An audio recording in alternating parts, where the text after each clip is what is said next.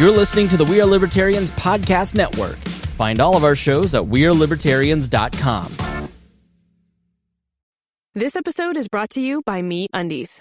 Underwear drawers are like the Wild West. You never know what you're going to pull out or what shape it's in. So upgrade your collection with the buttery soft comfort of MeUndies. MeUndies' signature fabric is as soft as a warm hug from your favorite sweater. Plus, it's breathable and oh so comfy, making it ideal for all-day wear. Get 20% off your first order, plus free shipping at MeUndies.com/Spotify with code SPOTIFY. That's MeUndies.com/Spotify, code SPOTIFY. You found your person. Now let the Knot help you with everything else. The Knot connects you to the wedding inspo, vendors, venues, and planning tools you need to make your day totally you. Having helped plan 25 million weddings, we've got your back when it comes to every little detail like RSVPs, budgets, and more. Because your wedding comes to life with the connections that matter the most. Get started at theknot.com/audio. The Knot. Let's plan your wedding together. You're listening to the We Are Libertarians Network.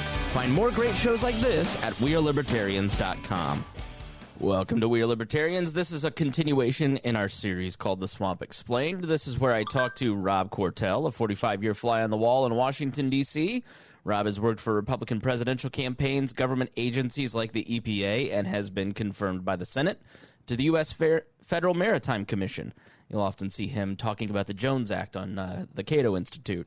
He's also been a candidate for Congress and Senate. He's also spent years working in the private technology sector with startup companies. And given his experience and iconoclastic viewpoints, Rob gives us a great insight into the swamp that makes up our nation's capital. This is often the most celebrated series of We Are Libertarians. Rob, I frequently get, like, you think, okay, well, libertarians talking about the swamp and, you know, you're no anarchist. You think, oh, well, this audience will go, oh, this is just all statism. But I get so many kind comments going, you know, I love Rob's perspective. I think this is such a great show. So, you know, we've been doing this for almost 2 years. Several, probably 15 sort of episodes. randomly, yeah. right? Yep. we try to get together every couple weeks, and but yeah, we've got a nice little 15, 16 episode. There's a special feed if you want to go catch up and listen to everything. Rob's got some great stories and great insights on things. And the goal here is really to kind of talk about the news and explain the swamp a little bit and try to understand how Washington works, because how can you change something if you don't understand it? But thanks for being here, Rob. I appreciate it. Yep, totally. Just wanted to share those well wishes with you. Yeah, well, we should tell all those people to send it to 5 other people after this episode and get us some more viewers and ask them to do the same, or listeners. Let me tell you that the period between Labor Day and Christmas in a presidential election year is the growth period for any political podcast. And then you plateau for 4 years. So if you love this show, the only thing that works is you sharing it with friends personally or on your social media and recommending the show. So please do that. Well, we had a whole show planned out. We've been really good about coordinating, and you've been sending topics, and we've been looking at things, and then everything blew up last night at 8:30.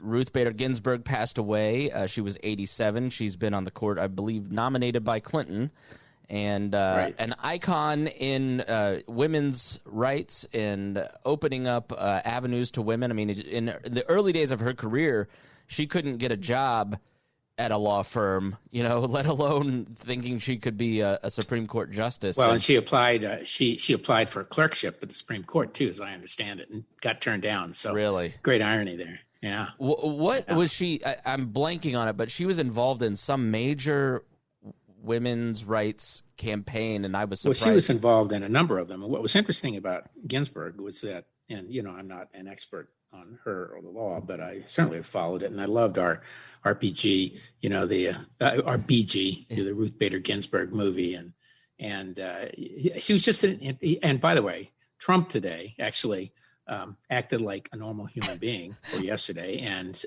said, well, he was surprised, and she was a great woman, And even if you disagreed with her, and I thought, well, gee, that was like uncharacteristically statesmanlike. Of course, he's probably gleeful, which we can talk about in a minute, about the political consequences. Our bar is so low for this guy that when he says a moderately decent platitude about somebody, we go, oh, thank goodness he's being decent. God, he's being decent. But she had a really interesting theory of a lot of things, but she didn't go full frontal assault on all of the discrimination against women, and that's what she was known for. She took it bit by bit, and she sort of nibbled away at pieces of it and made the absurdity of the differences and the consequences. She connected the absurdity and the consequences really well, and she, of course, was very critical in deciding labor law around women and equal wage, equal pay for equal work and things like that.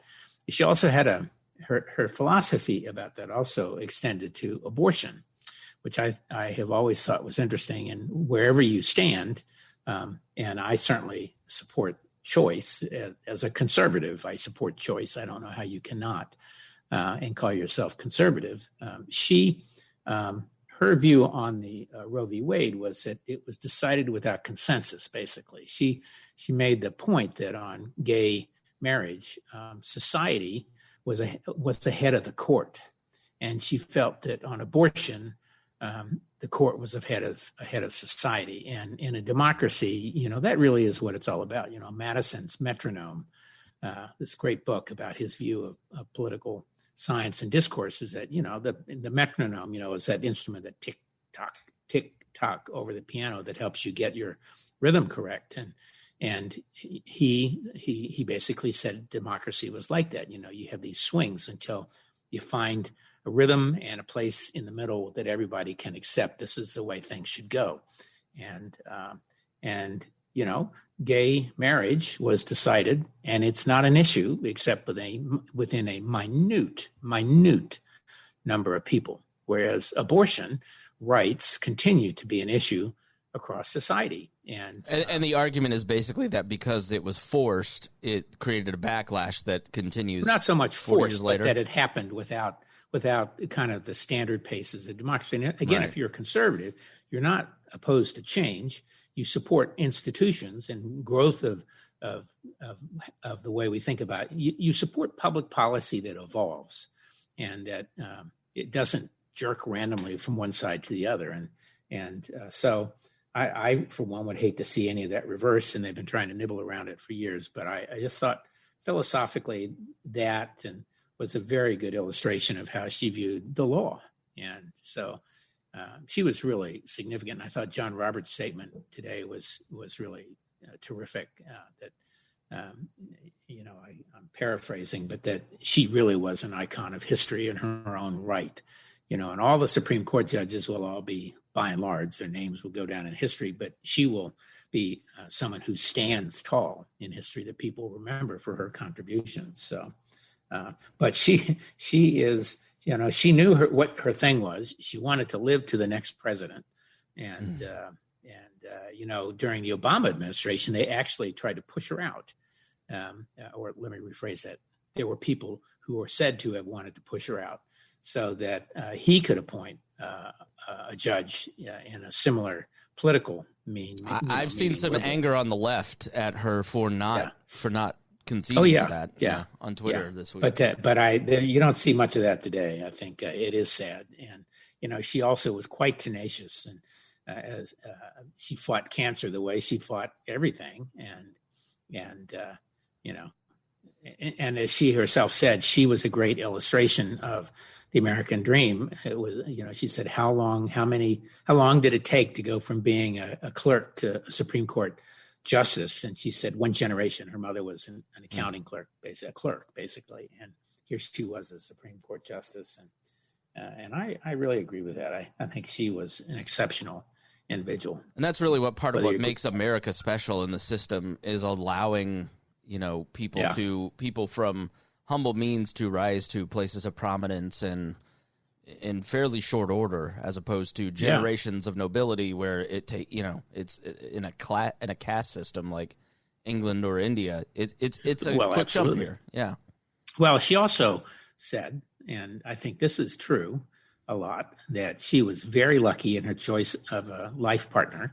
Her husband was Marty Ginsburg was, by all accounts, and I have a number of friends who knew him, and I certainly have met her on occasion and him, but and he died, not actually so long ago, probably in the last 5 or 6 years, but they met when he was 18 and she was 17, and he was an absolute feminist, although he might not have called himself that. He really believed that women should be able to do anything women wanted to do and anything that men did or could do, and he was very supportive. And he was also apparently a terrific cook. And my friends who knew them well as a couple have always talked about how terrific he was and creative and supportive. And he was, of course, very accomplished in his own right as a lawyer and business person. And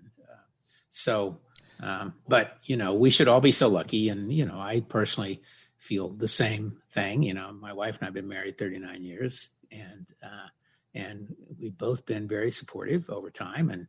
And you hope that everybody has that kind of experience. Not everybody does. And sometimes you got to make 1 or 2 or 3 tries at it, but till you get it perfect or imperfectly, whatever. And I love the comment she was quoted on the other day. It was saying her mother gave her 2 pieces of advice, the best one of which was, sometimes you just have to be a little deaf. And she said, in marriage, and she hard of hearing.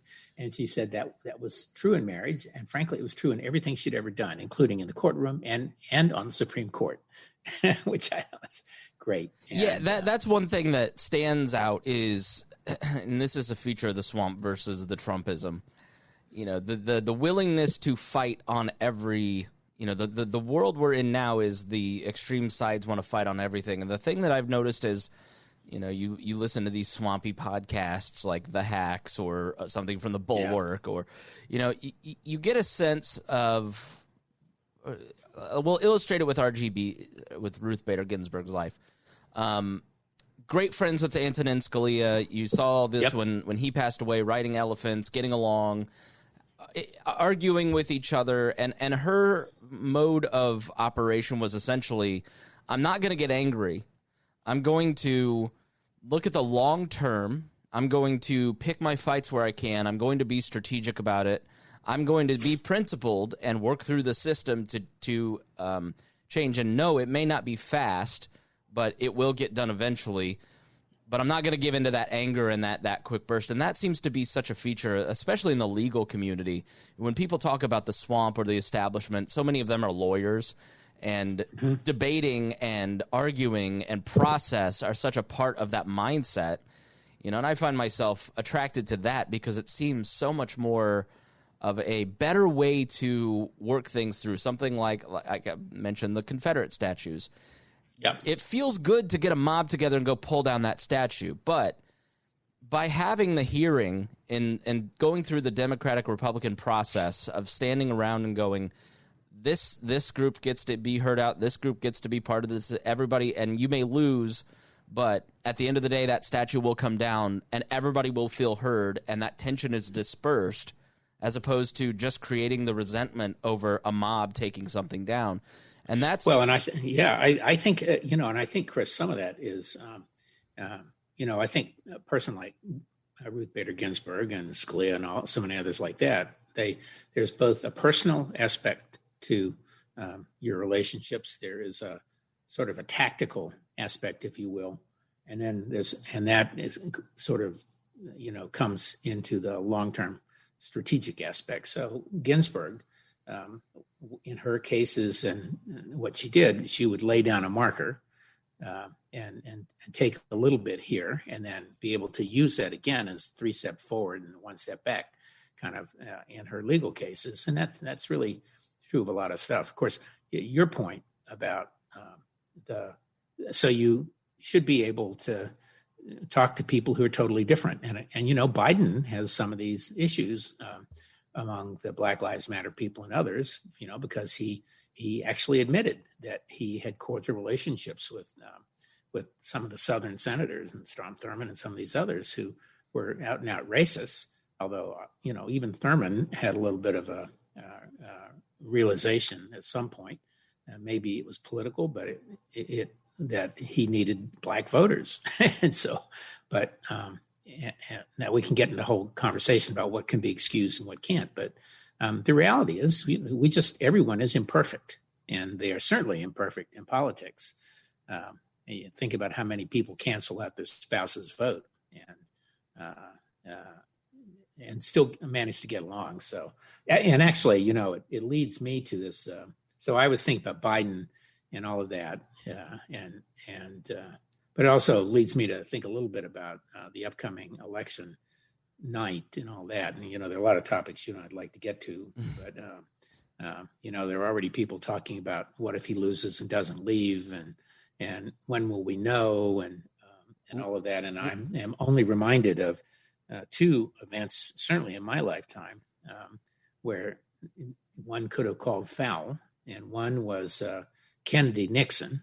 And when the results out of Cook County came in late enough to change the state of Illinois, which gave the election to Kennedy, and Nixon felt strongly that there was clear evidence that there had been cheating, but he basically, with all his faults, chose to accept the results. And he wrote about it later in others, and it was true that he felt that you have to let the democratic process play out, and some things just aren't perfect. Upholding the system was part of why he stepped down and resigned as president. Oh, that's right, absolutely. And then you have Gore v. Bush, W, the same thing. And I heard Gore's statement yesterday.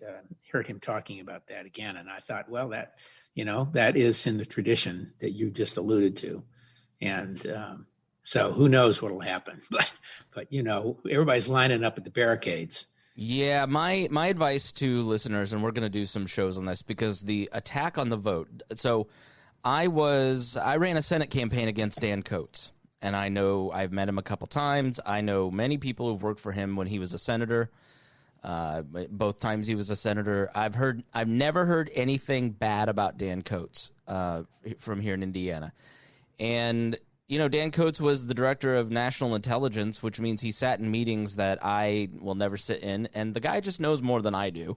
And so when he writes an article in the New York Times, an op-ed saying the country cannot recover from delegitimizing the election, the most chilling thing I thought in 2016 was when Donald Trump kind of hinted he wouldn't accept the results of the election.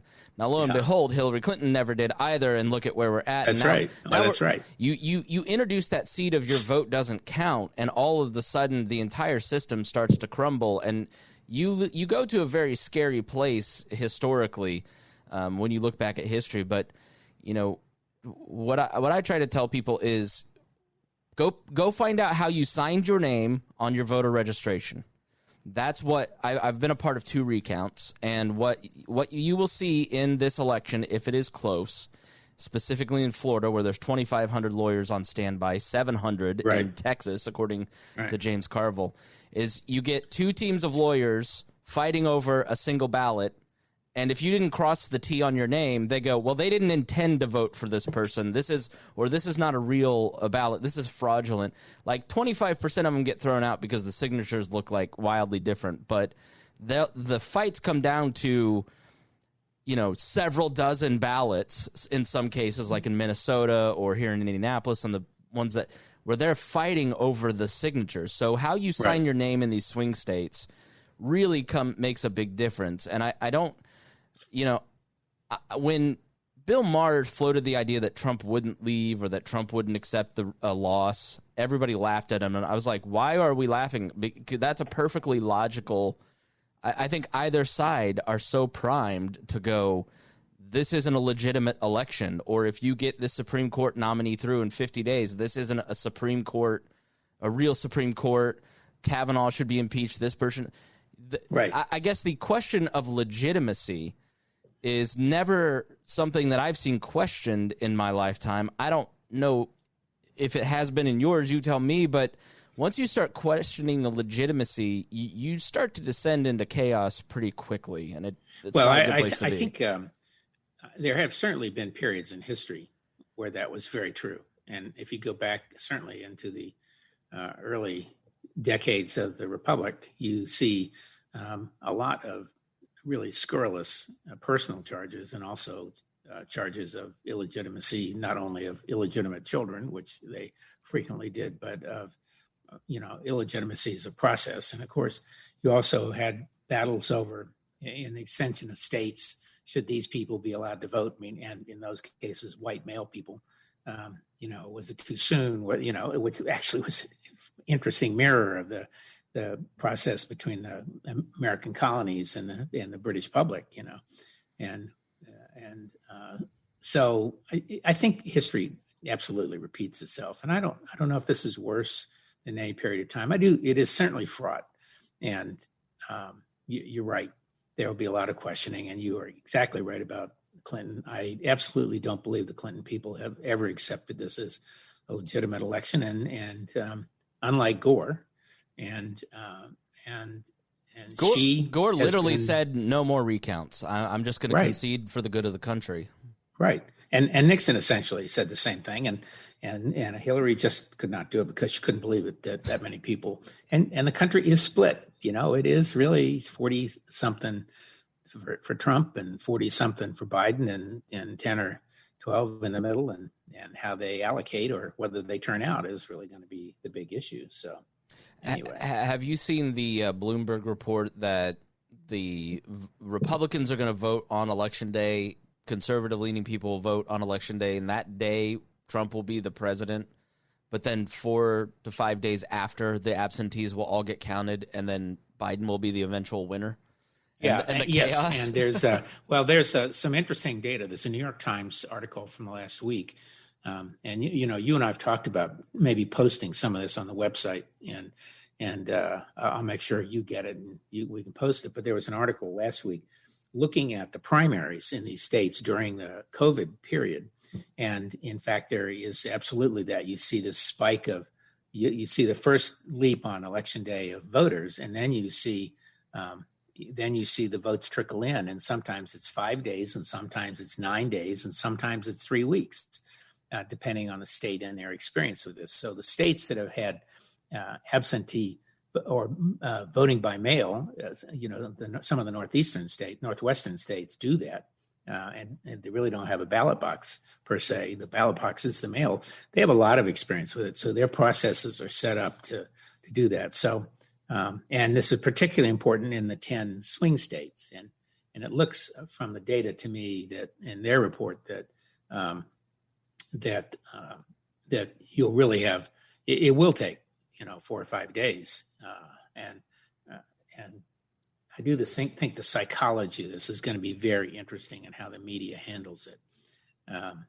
They will have to very much make the point that with the vote counted so far, and 62% of the anticipated vote is being counted now, that kind of stuff, they're going to have to be really good at contextualizing.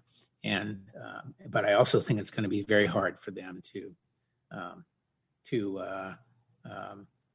project accurately. Now, we started voting in Virginia yesterday, and the lines were very long in a lot of parts of the state of the Commonwealth, and I expect that pretty much everywhere. And I'm going to vote by mail, although I'm sitting here wondering where the hell my ballot is. I applied for it online about 3 weeks ago.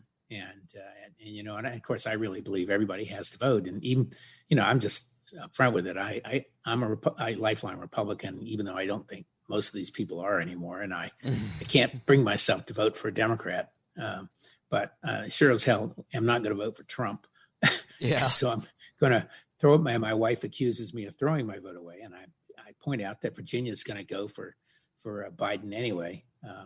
But I'll tell you what, how he handles and how the Senate handles this issue of the nomination, of someone to replace Ginsburg, that's probably going to have an effect on my vote. And I think we started to talk about it's going to have massive galvanizing effect on everyone else. I think if Trump and these guys all in the Senate play games with this, as they're already doing, then it's going to make me think twice about pulling a lever for a Republican for the Senate. Really? Yeah, and we've got a pretty decent candidate running here he is running right to the center here, and he's Daniel Gade. He's a war veteran and lost a leg, and of course, at this stage, I don't know anything about his record, and I'm going to go back and look at that, and I think everybody should. But in the absence of further knowledge, I'd probably do what I always have done, which is, unless I think somebody's a stinker, I'm going to probably stay down the party line because I work in the party. So yeah, I think that's right on a show like this. Yeah, that's okay. That's an interesting point. At least you're honest about it. There's a lot of Trump and libertarians' clothings around that you're just like, just admit it. Right. But so, I hadn't thought about people delaying returning their absentee ballot to watch how this plays out. Yeah, and the psychology of people, like the donations for liberal groups and for McConnell's opponent and the DNC last night, I guess, were record-setting. And, the Trump has a way of taking a political opportunity and completely blowing it because of his impulsiveness. But he has shown discipline in a couple points. First was in 2016 after the Hollywood Access tape. Bannon and Conway sat on him and told him to be quiet, and he read off the teleprompter until Election Day, and that helped. The second was during the Kavanaugh hearings where he didn't tweet for almost a month. And McConnell now has his reelection tied to Trump, and McConnell is really responsible for the majority of Trump's big policy points. Absolutely. He's the last adult in the GOP that has control over Trump, and he may get the president to be quiet at the end of this race to move this through. But the reality is that, in my view, Trump's style of politics is to inflame, and the right was never more galvanized than during the Kavanaugh fight because they were able – the media and the left can't help themselves. They're going to nominate someone as soon as possible to get the media and the left to start picking at that, doing the Cory Booker routine with the eyes flaring and calling this person evil. And so then Trump can just play diplomat and go, do you want them in charge? There was never... you did a good thing. That's pretty good there. You need me to protect you from them. That's why your hair's not long enough or orange enough. Right. He will pick somebody like Amy Coney Barrett who's doesn't have anything in her record that's probably terrible. She's probably nice. She'll be on TV, and these Democrats will be screaming at this like woman, and the Republicans will just go, look at him. And I think that could have a massive effect. The issue right now with Biden is they're trying to force him to publish his own list of who he would consider, and Trump just doubled his list, last week. Yeah. And of course, he doesn't know who any of these people are, what their philosophy is. It's the society basically certified them and sent it over to him. And I think probably if I were Biden, I would probably publish a list. And of course, he's trapped by, I got to have a black woman kind of thing. And if he's smart about it, he will publish a list that's inclusive of a lot of people, but and then get people talking about the quality. And if he's also intelligent, they won't be crazies either. They'd be more like Merrick Garland was, which is right down the center left as a judge. How about that? How about McConnell's flip? What's your take on McConnell's flip? He's purely tactical. I mean, now he's saying that never in history has Senate of the opposite party let's see. When he did it with Obama, it was never in history has a Senate of the opposite party confirmed nominees so close to an election. Of course, there were only like one or two other instances in all of American history. So it was be kind of hard for him to, that was sort of one of those three implied Pinocchios, kind of little white lies. And of course, now he's on the other side of that. And I think the interesting one's going to be who sits it out. So Lindsey Graham is in charge of the Judiciary Committee, and Lindsey was very categorical 2 years ago, and they're playing that over and over, saying that he would not support confirming a justice close to an election in a presidential election year. So that was really categorical, And I think you're going to see, of course, Susan Collins already is saying she has lots of concerns about it. And she's in a tight race and down by 8 or 10, 12 points. As is Graham, by the way. Graham has a as real is Graham, yeah. Absolutely. And then you got, and for him, it's going to be, do I turn up my Republican voters? And then, which seems to be McConnell's calculation in his race is, I'm just going to go full team, and I'm in a red state. I'm gonna stand by the president. I'm gonna ride his coattails. Absolutely. Yeah. Well, and then Murkowski has already said she will not. And then I think the interesting question will be: will some of these senators who decided they're not going to run again because they so can't stand the tenor of the Senate, are they going to have gumption enough? I was going to use another word, but gumption will have to satisfy here to man up and not do it and not support Trump on this one. But we'll see, and I think ideally they would wait at least till after the election. But politically, they're not going to do that. This is the issue that is this issue will change the outcome of the election. And I know both parties are aware of that, and I know both candidates are aware of that. And although people are voting now, but as you and I both point out, some of us may wait to see how we do our absentee until the end. So it's going to be interesting. Who didn't want the Kavanaugh hearings on PCP right before an election? This is going to be awful. It's going to be terrible. Well, it'll be, if you're a political junkie, it's going to be red meat on both sides. I feel sorry for so many people suffering through 2020 because there are many horrible things. I've never had more fun.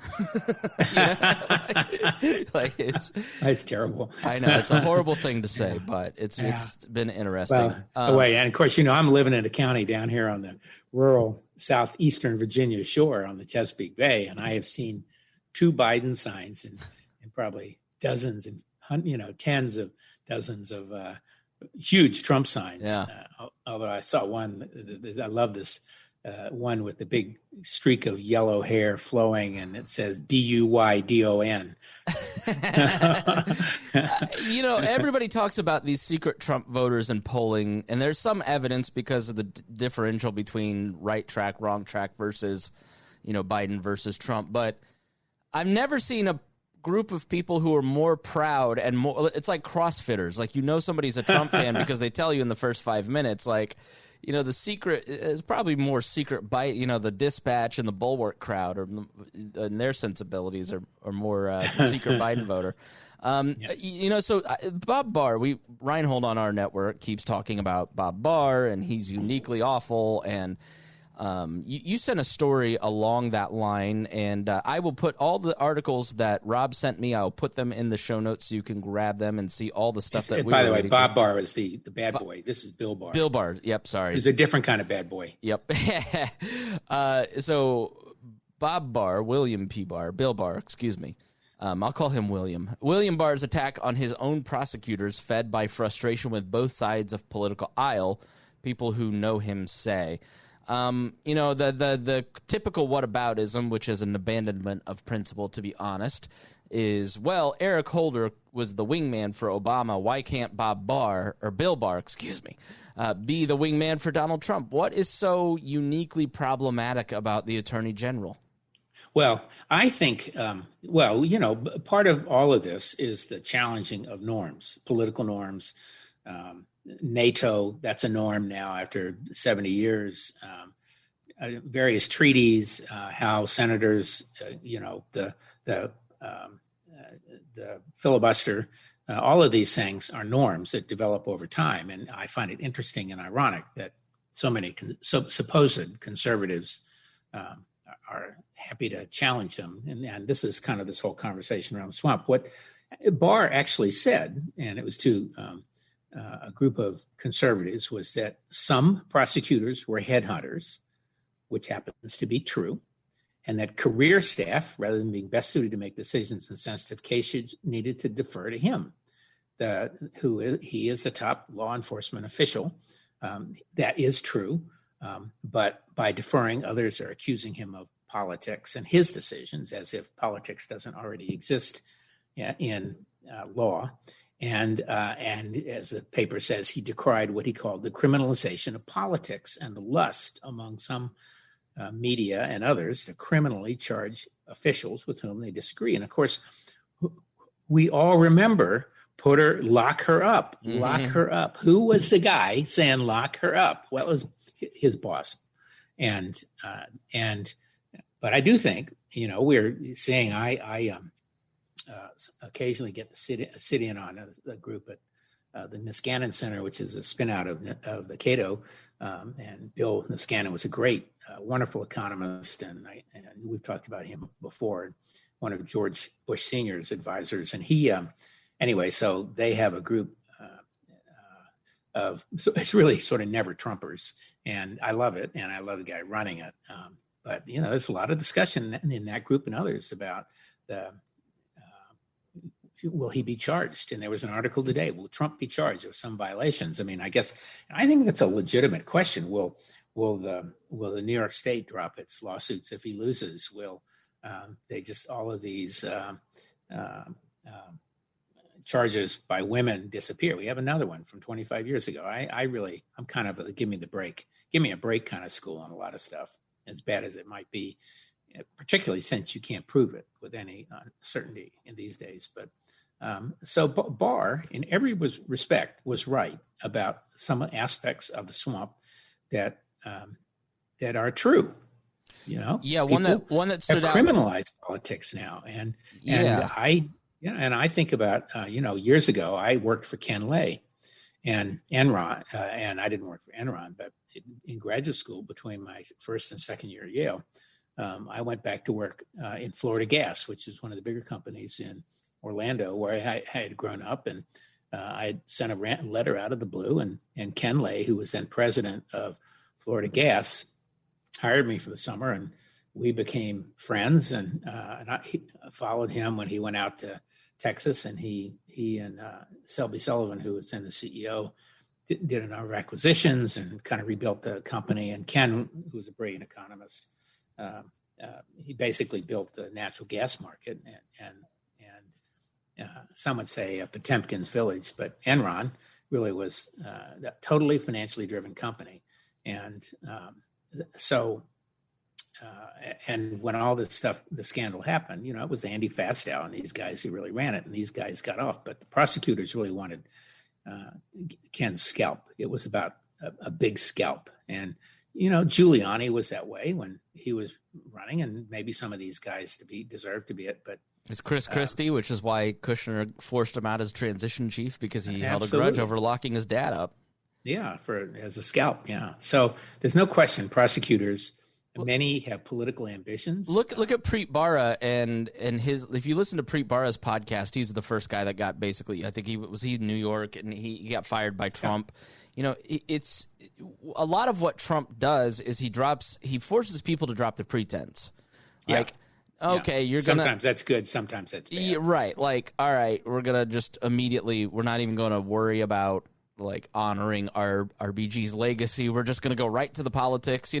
Like everybody, little things like that to the big things like the Justice Department and that sense of fairness and neutrality is mostly BS, and that's part of what he said is like, these prosecutors are some of the most political people. Our current mayor in Indianapolis used that office of a federal prosecutor to be elected mayor.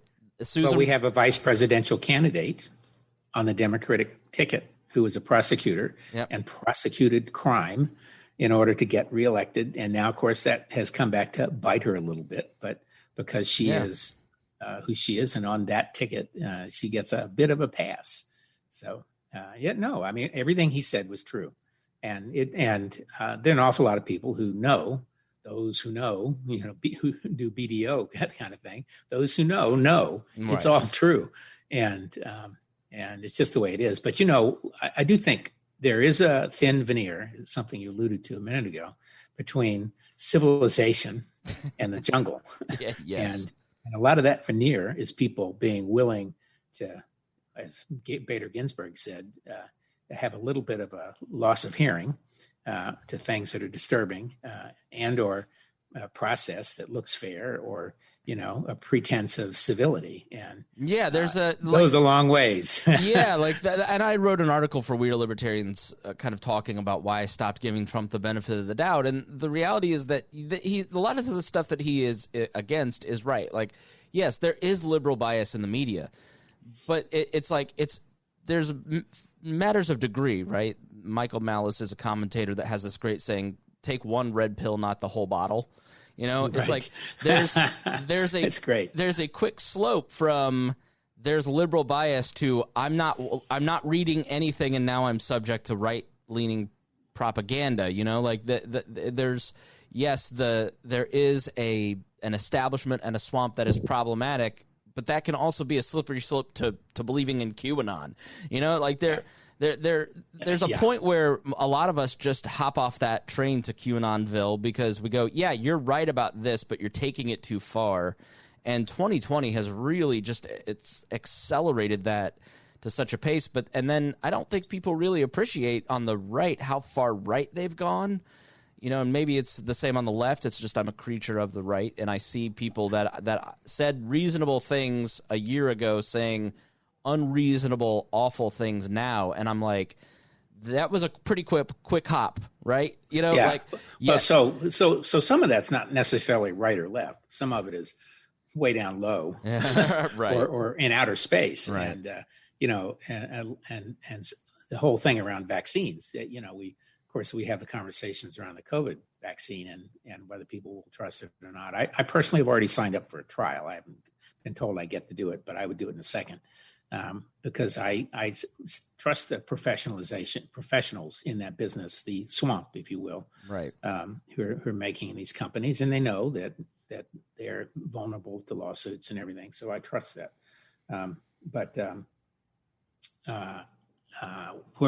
So I am on the opposite. I'm on the opposite end of that. It doesn't mean I'm an anti-vaxxer. But it doesn't mean you're anti-vaxxer. Exactly right. But when the people that brought you Iraq and Vietnam come out and say we'll have a vaccine by election day, I go, I'm not going first. Well, I'm sort of the view. I am a little bit of the view that if someone else had said it, they would be applauded, and it's just how they say it, And even there was an interesting analysis, for example, of Trump, and I don't believe it. It's a fraud, not fake kind of thing on the discussion of COVID.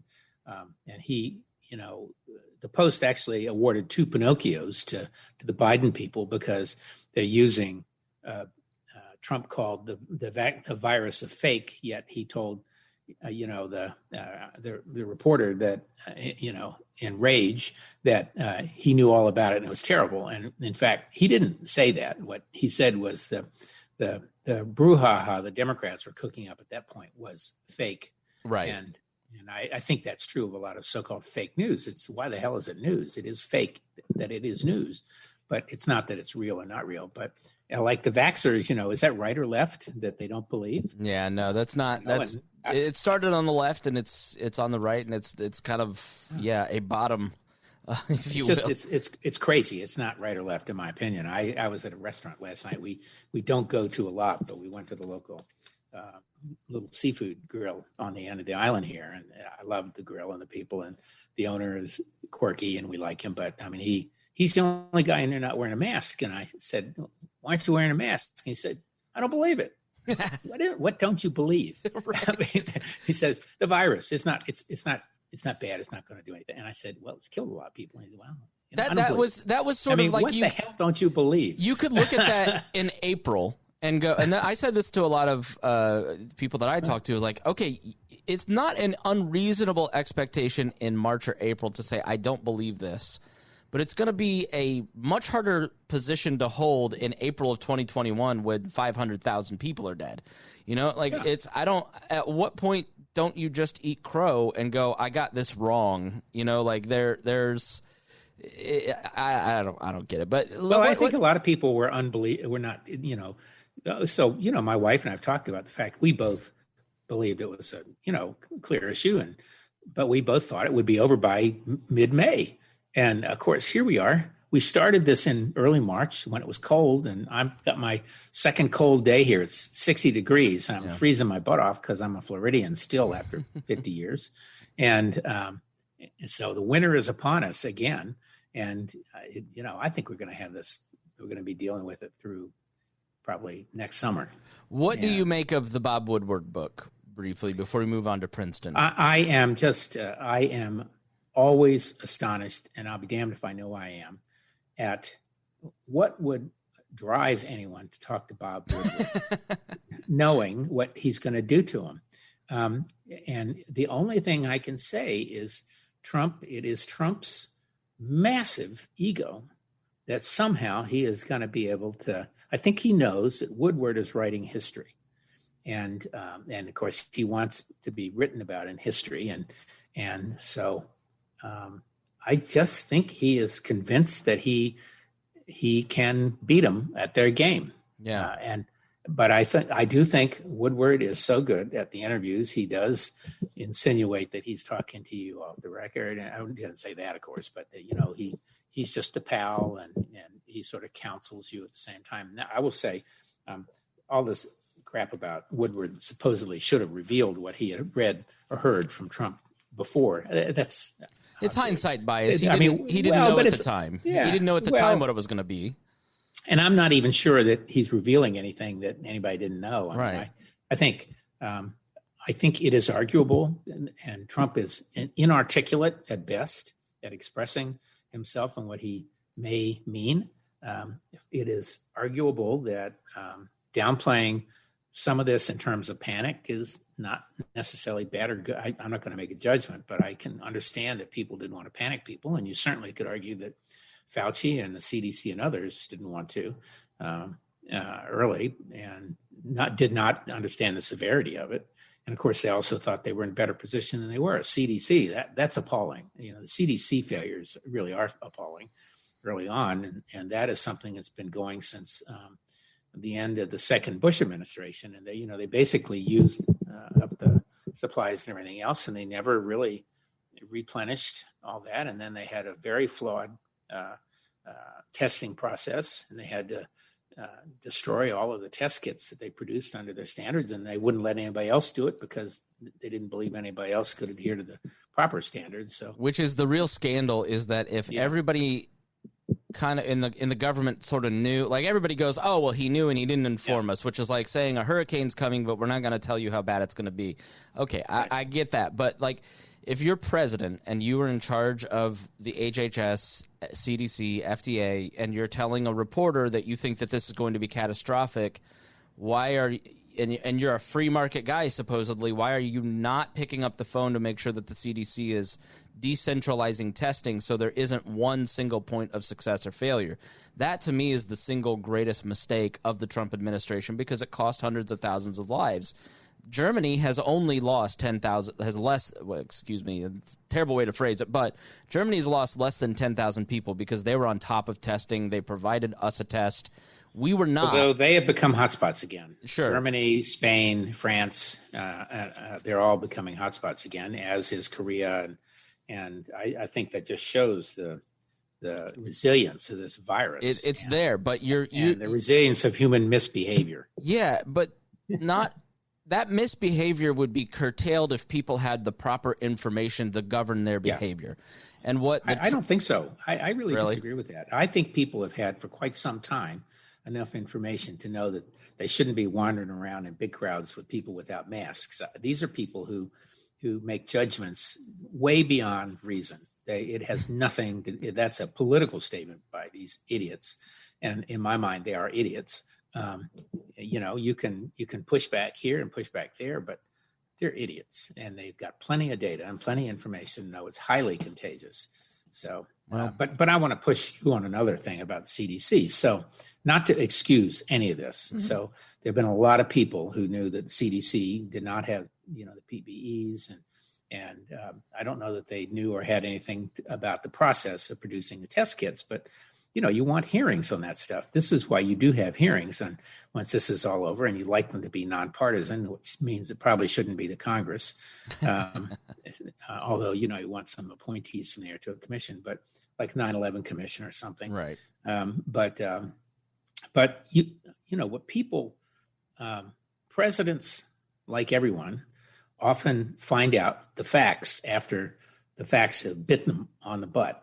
So, presidents are sitting there thinking about foreign policy, and in particular about Russia and China, not about Ethiopia this week, or Croatia, and they're thinking about interest rates in the economy and the budget and the deficits, but they're not thinking about how much CDC gets or what the last CDC report said, because the government is huge. We have 2 million people or so somehow working with or around the government, both from the private sector and the public. And people in these programs half the time don't know what's going on themselves. So what you want, and this is his failing, what you want is the ability to get all this stuff to people who are qualified to look at it and make decisions, who are knowledgeable enough that they can do it for you. You can only govern, you can only manage a half a dozen to a dozen people at best. And he is a guy who's put a hand on management, for a small company that had maybe 70 employees, and he relied on 3 or 4 people, and which is sort of the right structure. And now he's got a government with hundreds and hundreds and hundreds of thousands of people in these agencies. And I don't know how many spots are still open, but I would not be surprised if there were 200 spots still open, people to run the agencies. And, they just finally got an nominated the Homeland Security guy, which arguably is one of the 3 or 4 most important cabinet secretaries in our country, in our government. So that is his big failure. His failure is to understand that he has a job of managing the government. And some people will say, thank God, because, a lot of stuff he wanted to do did not and will not get done because he doesn't have people in place there to do it or who know how to do it properly. And others later, when they stand back and think about it, will realize he didn't get something done because, or he just didn't have the right people in the right spot. So some people will be glad he didn't, and some people will be sorry he didn't. Yeah, I'm sort of in the happy he didn't. I am too, and I read the book The Fifth Risk by Michael Lewis, and I realize how many different things the federal government currently does that are important. That ongoing lack of attention and I'm not a collapsitarian, as they're called. I believe that stability is good for the development and proselytizing of liberty, for the lack of a better term, is better when people aren't worried about their pocketbooks and their bellies. You can convince people when they're less emotional. And what Trump does is he makes people emotional. He keeps them off balance and anxious, and that's typically what big government people want to do instead of rationalizing with you. And the way to decrease the size of the federal government is not the way that he's doing it, and it's actually pretty harmful to the country in how we're supposedly achieving liberty. You can't. Well, you and I've talked before. He sort of lets the swamp run in so many ways. He's not the guy draining the swamp, and now he's creating his own swamp creatures. But to your point, I've heard this said about Bush, George W., and Bill Clinton. They were the more effective presidents were governors because they had to manage a bureaucracy before, and less effective are the senators who just talked. This is, supposedly I've always heard my whole life, government should be run like business. Well, it's not working out well. Well, it shouldn't be, in fact, because businesses are supposed to have bottom lines. Yeah. And the bottom line for government is delivery of services, whether it's defense or healthcare or whatever else. And some of those things you just have to deliver, full speed ahead, no matter the cost. Although that doesn't mean so. I always find people who say that don't know much about government or business. I think we're getting a preview of his second term because all the adults are gone. Anything that libertarians or, Republicans liked happened in the first 2 years when the adults who understood these systems were around. And now that those people are gone, if McConnell's gone, then he has nobody to stop him on any of the worst impulses. He's only got sycophants around him. You saw that in the HHS communications guy that got fired this week who went on Facebook Live and started saying a bunch of crazy stuff. Like that guy was a political appointee to he's the he took sick leave. Yeah, he was like the spokesperson for the CDC, and he was saying the most crazy QAnon stuff and like that, but he was there because he was loyal to the president. Like that's sort of a preview of a second term should it happen or the end of the first term. And I think what you'll see with the Trump second term is he's rolling out all these executive orders, turning in his homework last minute before the papers due on November 5th. And you may see a more predatory government towards the left. At least that's how I interpreted the Princeton story that you want to share. Can you tell us? Oh, yeah, that one's so interesting. Well, Can you share what's happening with the education department launching an investigation into Princeton? Yeah, not to be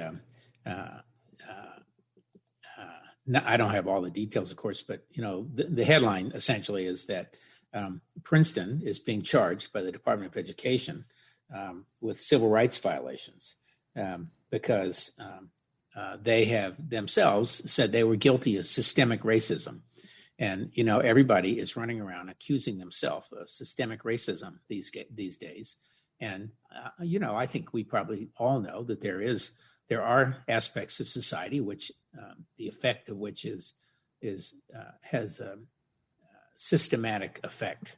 And you could call that systemic racism. I don't think everybody is, and I don't think everything is. Some things are accidental, but some things are deliberate, like the way the New York state property taxes and stuff, which we've talked about before, which were deliberately higher in black neighborhoods. But so this is a little bit of hoisting on your own petard. So the education department, which is beat up all the time about not pressing civil rights charges and activities, and I suspect they are not as tough on that as they might have been under Obama and some others before, has turned around and bitten Princeton, which acknowledges that it's guilty of systemic racism, and charging them with civil rights violations. And I think that is so beautiful.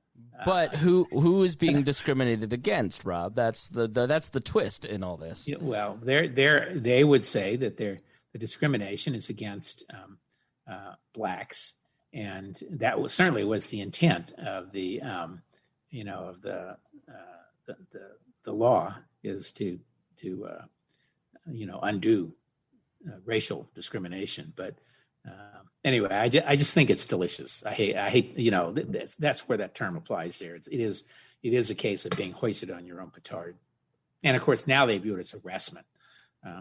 Whereas if it were some other university, they'd think it was terrific.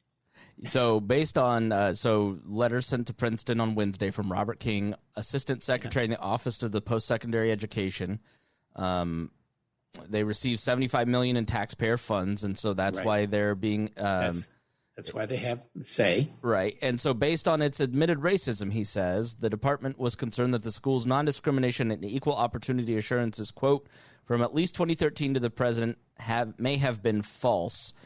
And after Princeton announced after an August meeting, Isa Gruber announced these efforts would continue this year and beyond, identifying priorities such as assembling a faculty that more closely mirrors the diversity of its students, addressing names and iconography on campus, and reviewing the university's benefits with an eye towards enhancing equality.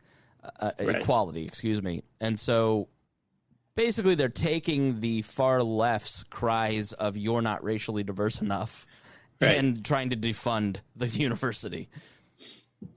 I don't know if they'll win on this one or not. It will depend on what kind of judge gets to see it. So anyway, but it's amusing in that you have you had the two sides being driven to the height of absurdity. And unfortunately, I think we have all been driven to the height of absurdity by this administration, this president, and the political campaign. And there is more to come.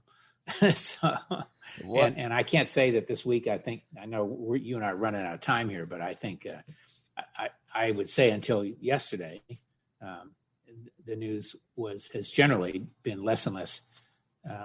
I'd say generally less favorable for Trump, although I think the numbers are certainly narrowing among likely voters between the two sides. There's still large numbers around saying that they are undecided. Earlier, I think late last week or this week, Wisconsin and Minnesota came in.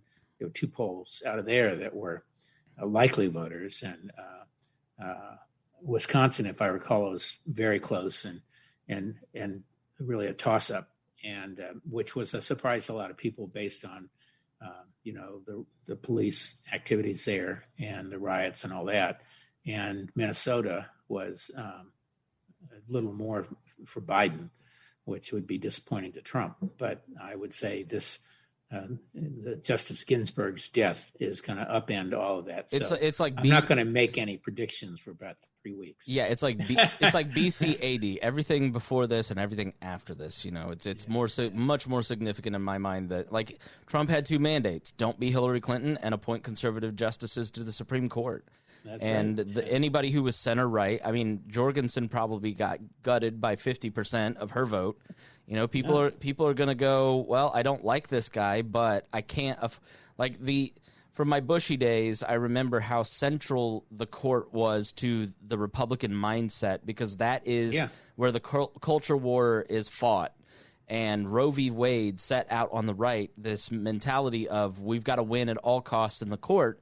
And that didn't change over the last 4 years, And so people are going to go, I'm going to stomach and vote for him because I can't afford the leftist take over the court, despite the fact that this was a leftist justice that Biden would probably just remain a 5-4 conservative-leaning majority. But the eagerness for 6-3 is there, and it's going to be a powerful thing on the right. It's going to be a powerful thing on the left, and it's well. Totally if you look at the numbers though from the last election. The Trump voters turned out in pretty good numbers.